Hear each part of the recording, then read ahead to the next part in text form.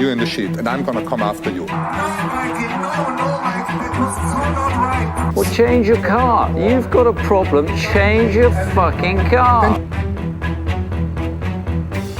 Mercedes seems to have fired friendly warning shots at both Red Bull and McLaren, the two leading constructors this season, after what happened in Barcelona last week. Now there is a third constructor in this conversation as well, who seems to be slipping away from this position that they had very fondly found themselves in at the start of the season. During the start of the year, Mercedes found themselves adrifted from the leading teams in the competition, with multiple problems plaguing the W15. But as the season has progressed, and with a front wing that seems to have the desired effect, and with the performance chart growing exponentially, it seems like Mercedes are finally going to the spot where they always deserve to be in. With George Russell's pole and podium at Montreal, and with Lewis Hamilton's second podium of the season and first in the main race, it seems like the Lewis Hamilton and Toto Wolff magic that had supposedly won the Silver Arrow 7 driver championships and 8 constructor championships seems to be working again, with all due credit given to Nico Rosberg for the 2016 win.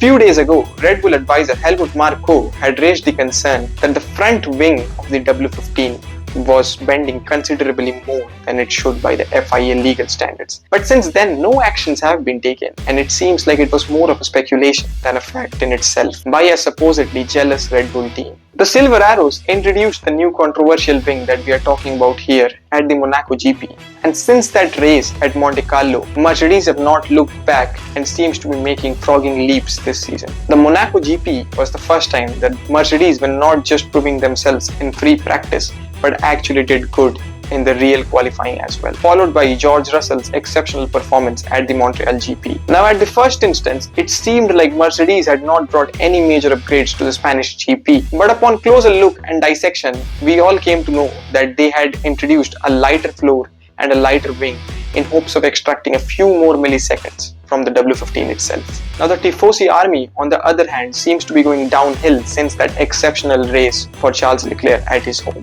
Now what happened at Canada seemed more of a tactical failure than an engine failure in itself. Now what contributed more to Ferrari's demise in that weekend, we can't say for sure, because for Carlos Sainz it was definitely the tactics more than the engine, while the vice versa was true for Charles Leclerc. But whatever the reason may be, Ferrari seems to be fumbling big time since the last 2 weeks. And with McLaren closing the gap on them, and with a car definitely superior to them, at least as of making this video, the Red Army is definitely going downhill as the season is progressing, and with their major upgrades introduced in Spain GP also not proving much effective, because we clearly saw Lewis Hamilton overtaking the Ferraris easily, something which would definitely not have been possible in the earlier stages of this season, clearly indicating the fact that if it continued like this, Mercedes would be right back to where they always were alongside Red Bull, and crushing Ferrari's hopes of even coming third in the Constructors' Championship, with even McLaren entering the debate this season.